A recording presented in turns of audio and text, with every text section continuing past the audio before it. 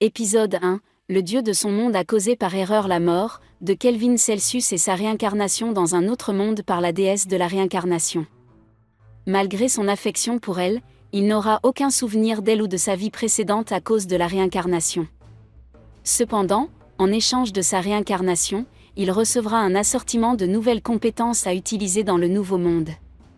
En se réveillant dans une forêt, Kelvin voit apparaître un menu qui lui transmet un message de la déesse de la réincarnation, détaillant sa situation de réincarnation, le monde dans lequel il se trouve et ses statistiques. En regardant ses statistiques sur le menu et en découvrant qu'il est un invocateur, le menu suggère de se rendre dans la ville voisine et de s'enregistrer comme aventurier à la guilde des aventuriers. Sans perdre de temps, les deux hommes se rendent dans la ville voisine et Kelvin apprend que son mois d'avant la réincarnation a ajouté la déesse de la réincarnation à la liste des choses qu'il a apprivoisées, à son grand dam. Arrivé dans la ville de Parthes, Kelvin révèle comment Melfina est devenue la déesse de la réincarnation et comment il l'a convaincue de devenir son compagnon apprivoisé. Il est également révélé que Kelvin a abandonné ses souvenirs de vies antérieures en échange de plus de points de compétence. Il demande ensuite s'il est capable de l'invoquer, mais Melina révèle que Kelvin ne peut pas le faire car son niveau de PM n'est pas encore suffisant. Bientôt, Kelvin parle avec le réceptionniste de la guilde des aventuriers vivants pour s'y inscrire. Kelvin sait lire et écrire dans ce monde grâce à ses compétences, comprendre la langue, et alphabétisation, et peut s'inscrire dans la guilde. Pour éviter d'attirer l'attention des seigneurs de la nation à cause de son titre des invocateurs, Kelvin se fait passer pour un mage vert. Une fois inscrit en tant qu'aventurier de rang F, le réceptionniste lui révèle le système de classement de la guilde et d'autres informations pertinentes. Pour son premier travail, Kelvin choisit de chasser des Blue Slim comme première quête. Ensuite, Kelvin achète une baguette en bois à la boutique d'armes et se rend dans les plaines herbeuses à l'extérieur de Parthes, pour chercher des Blue Slim. Lorsqu'il en trouve, Kelvin utilise son « œil d'évaluation » de rang S sur eux et apprend leurs statistiques. Apprenant de Melfina qu'il faut gagner le « consentement » d'un monstre en l'affaiblissant, Kelvin décide de ne pas utiliser sa magie et d'utiliser sa tige de bois pour les attaquer. Cependant, cette tentative échoue, et il est frappé à l'estomac par l'un des Slims. Malgré cela, Kelvin continue à essayer de les combattre et parvient bientôt à passer un contrat avec le Slim. Kelvin nomme son nouveau compagnon Slim Cloto et apprend qu'il peut communiquer avec ses compagnons par un contact sans parole. Après avoir appelé cette compétence son « réseau de serviteurs », Kelvin invoque Cloto et, avec son aide, vainc les Slims de la région. De retour en ville avec assez d'or pour se loger et se nourrir dans une auberge, Kelvin fait un détour par une ruelle et trouve un marchand d'esclaves qui présente ses esclaves à vendre. L'un d'entre eux, un elfe de sang mêlé, attire l'attention de Kelvin, mais il n'y prête pas attention. Plus tard, Kelvin prend une chambre à l'auberge Spirites Somme et y prend un repas. Le jour suivant, Kelvin part à la chasse aux monstres avec Cloto. Épisode 2. À la guilde des aventuriers, Kelvin apprend d'Ange qu'il a été promu au rang E, mais s'inquiète de le voir accepter des missions de rang supérieur, sans former de groupe. Cela est principalement dû au fait que Kelvin a caché qu'il était un invocateur pour ne pas attirer inutilement l'attention sur lui. Notant que Kelvin sera ensuite en poux pour le rang D, Ange lui conseille d'améliorer son équipement avant de faire les démarches nécessaires pour atteindre son nouvel objectif. Prenant acte du conseil, Kelvin demande à entreprendre une quête de rang D, c'est alors qu'un aventurier nommé Cashel lui suggère d'entreprendre la quête du chevalier du fantôme noir. Après avoir discuté avec Ange lors d'une récente mission réussie, Cashel se présente à Kelvin en tant qu'aventurier de rang D.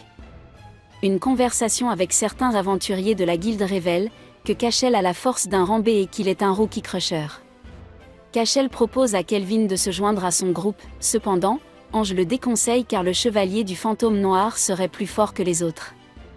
Jimul informe Cashel des statistiques et des compétences de Kelvin, et l'autre membre, Raj, reçoit l'ordre d'être le muscle doux contre Kelvin. Cependant, ce dernier refuse d'être doux et proclame qu'il va s'en occuper comme il le fait avec les autres. Au crépuscule, à l'intérieur du château des esprits méchants, le groupe de Cashel atteint le couloir du château, juste avant la salle du trône, où il trouve les corps de squelettes morts-vivants éparpillés sur le sol. Kelvin sort de sa cachette avec son bâton de verdant à la main, et le groupe de Cashel le remarque intérieurement, voyant qu'il s'agit d'un mage du vent et comment ils vont le traiter. Clotho vainc facilement Jimul, puis Raj s'échappe de ses confins marécageux pour être contraint par Clotho. Cashel est successivement traité par Kelvin, qui déduit les motivations de son adversaire pour chasser les aventuriers, alors qu'ils sont tous attachés. Ne perdant pas de temps, Kelvin se dirige vers la pièce où se trouvait le chevalier du fantôme noir et, après avoir utilisé son œil d'évaluation sur lui, il apprend son nom, Gérard, ainsi que ses statistiques et ses compétences. Après avoir observé les compétences de Gérard, Kelvin note son intérêt à le recruter. Cela les amène à avoir une conversation civile, et Kelvin en apprend un peu plus sur les raisons pour lesquelles Gérard est devenu un monstre. Désireux de passer un contrat avec Gérard, Kelvin se bat en duel avec lui, avec l'aide des conseils de Melfina et de Clotho.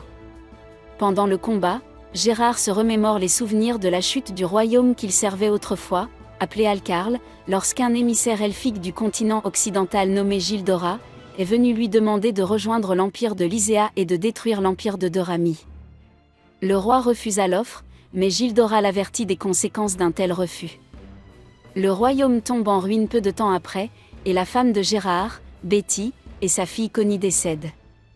De retour dans le présent, Gérard jure de venger le pays d'Alcarl, ce qui le contraint à rester dans le royaume des vivants. Cependant, Kelvin le bête grâce aux efforts combinés de Clotho.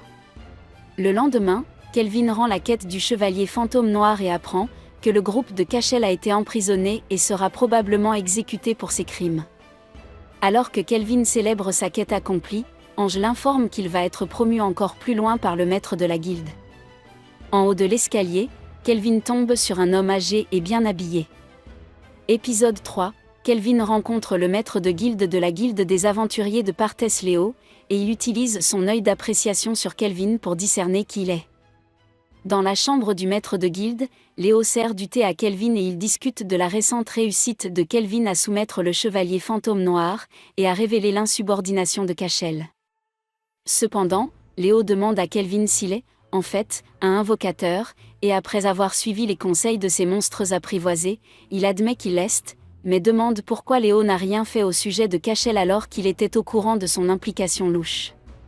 À ce sujet, Léo avoue qu'il n'a pas pu mettre la main sur Cashel parce qu'il est un noble de la nation militante de Trissan et qu'il avait besoin de preuves solides pour ses affirmations. Par la suite, Claire, l'aubergiste, le félicite d'avoir atteint le rang B dans la guilde. Savourant son déjeuner dans sa chambre, Kelvin demande à Melfina de lui révéler ses informations sur les héros de Dorami. Ces informations sur les héros étaient vagues, et ils ont été choisis en raison de leur bonne mine et de leur connaissance. Après avoir entendu cela, Kelvin décide de récupérer son argent de récompense auprès de Clotho et se dirige vers la ruelle où les esclaves sont vendus. Kelvin avait l'intention d'améliorer la force de son groupe, avec une arrière-garde qui n'avait pas été achetée auparavant par un autre utilisateur. C'est parce que le maître d'un esclave a un contrôle total sur l'allocation des points de compétence de son esclave. En arrivant dans la ruelle, Kelvin aperçoit le demi-elfe qu'il avait l'autre jour. Le marchand d'esclaves lui révèle que personne ne souhaite l'acheter en raison de sa malédiction qui brûle quiconque la touche. En obtenant plus d'informations sur la malédiction de Melfina, il apprend qu'il s'agit de la malédiction du roi dragon du feu et que le seul moyen de la briser est un sort de magie blanche de rang à appeler bénédiction sacrée. Après avoir quitté la scène, Kelvin revient plus tard et achète le demi-elfe nommé Éphile, avec lequel ils font connaissance à mi-chemin de leur retour à l'auberge. Kelvin lance également la bénédiction sacrée sur Éphile, brisant ainsi la malédiction qui pesait sur elle. Ensuite, Claire fait habiller Éphile en tenue de servante à l'auberge, et ils dînent ensemble.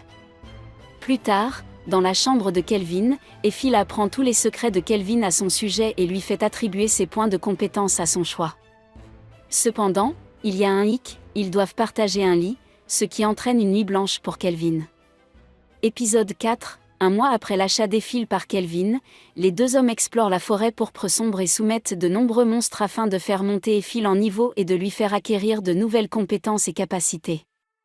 Plus tard dans la journée, le groupe de Kelvin rapporte la réussite de la soumission d'un sage très méchant à Ange de la guilde des aventuriers, qui les félicite.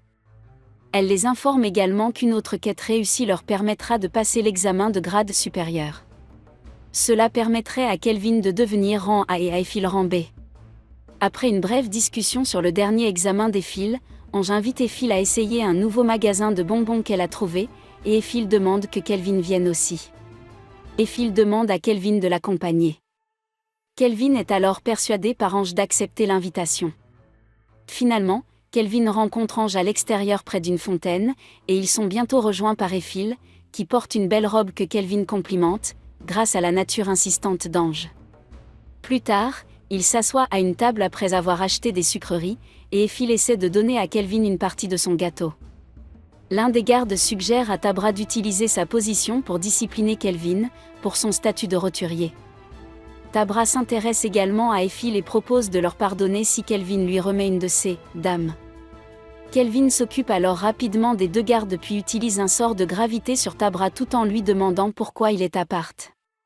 Submergé par le sort de Kelvin, Tabra prétend qu'il est là pour rencontrer Léo au sujet d'un aventurier puissant qu'il voulait rencontrer.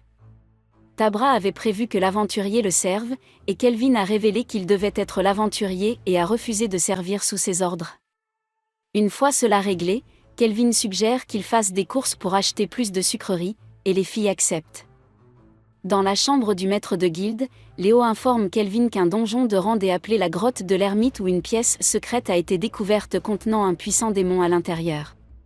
Léo mentionne également un incident impliquant le troisième prince de Trissan plus tôt dans la journée et les problèmes qui en ont découlé.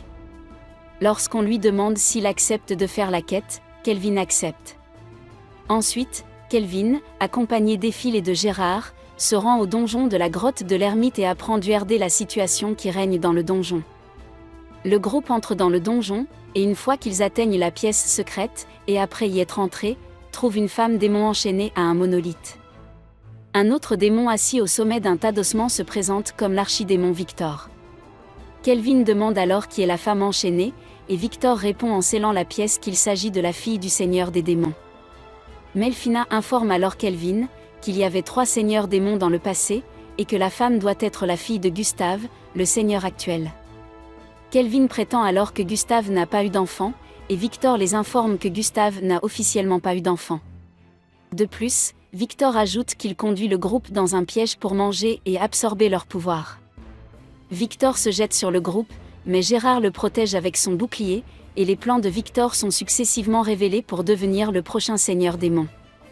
Melfina commente ensuite la façon dont la mauvaise habitude de Kelvin a été révélée à nouveau, et Gérard est d'accord. Cette habitude est que Kelvin sourit avant d'affronter un adversaire puissant, ce qui fait de lui un « drogué de la bataille ». N'oubliez pas de vous abonner et d'activer les notifications, pour pouvoir regarder d'autres vidéos comme celle-ci. Merci d'avoir regardé.